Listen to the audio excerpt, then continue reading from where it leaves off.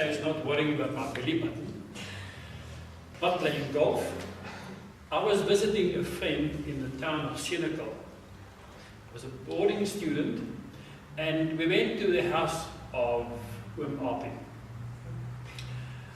Api was one of those guys who had a Saturday dress, which was a rugby shorts with these slits on the side, and a vest with those big holes on, and slops with just one string on either side.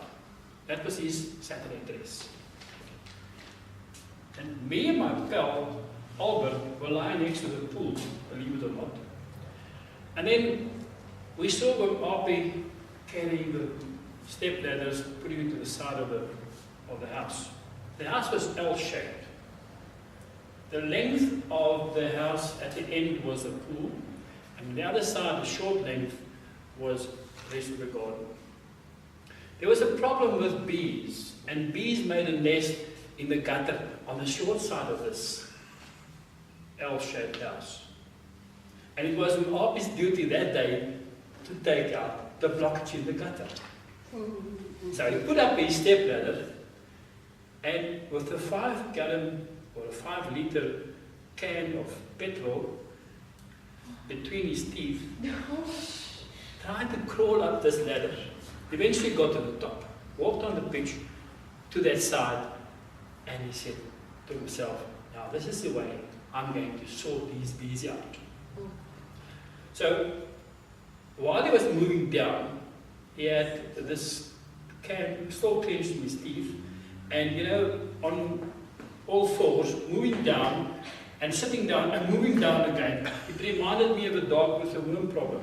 But he went down anyway, and he got to the end, and he took this 5-liter can and he emptied all the petrol down this downpipe. We were waiting to see what's coming out of the bottom. Nothing. So obviously the bees did something good when they blocked this. He wasn't perturbed, so he put his can on one side, and he reached for his box of matches.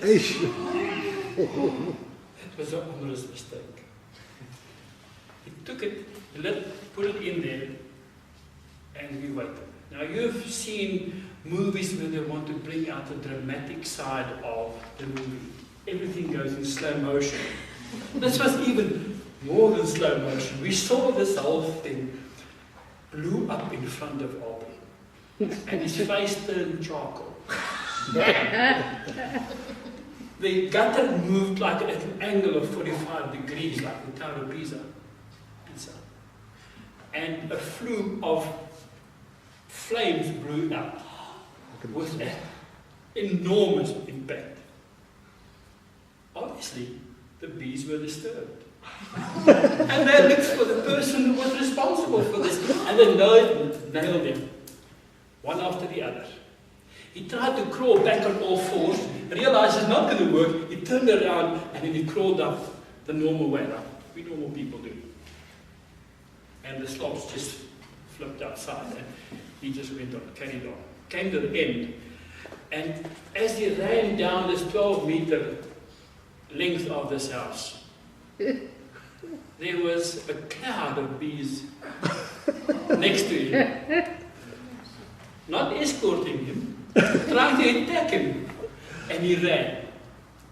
Hopefully, to outrun them, it wouldn't work.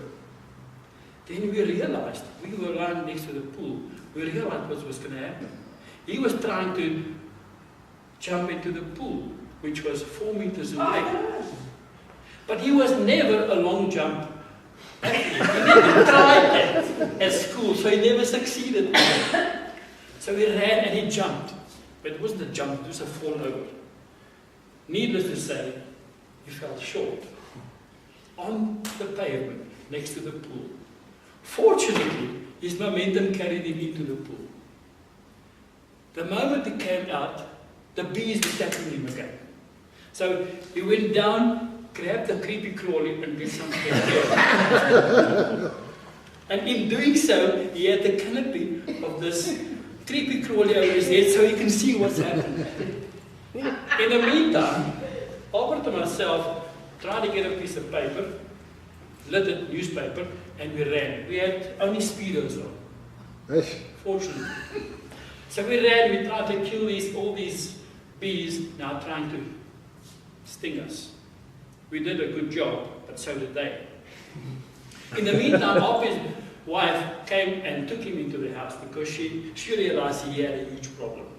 Took him in, it was all blood, sweat and tears as he went into the house. Laid him in bed. Now, he's in bed and we're outside. It took about 30 minutes before he said, come in. But it was very soft, so he asked his wife for us to come in. So Alfie was lying in his bed, and the moment I saw him, I started laughing. And again, swallowed my thought, my laugh. Because those puffy eyes, like this, I looked at them and I couldn't help. And he said, come here. I could barely hear him. I didn't know what was coming. So I came up to him, bent over, and he grabbed me by the shirt.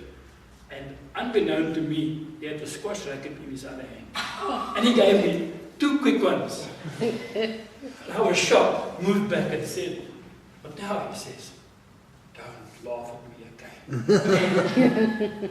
So what I've learned out of this whole exercise is, when you laugh at somebody, don't get caught.